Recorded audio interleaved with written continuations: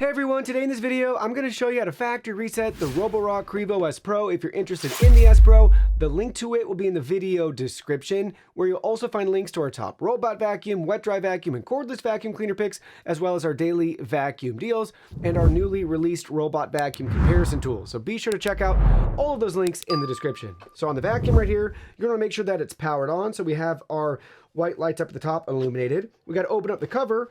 And inside, tucked away up here in the corner, there's a tiny little reset button. It says reset right below it. It's probably gonna be too hard to see on here, but it's right there. Grab a paper clip, or I like to use a sim removal tool.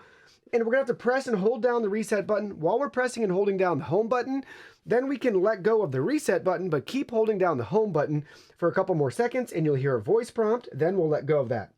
So I got my pin ready. So I'm gonna press them both at the same time. I'm gonna let go of the reset button, but keep holding down the home button.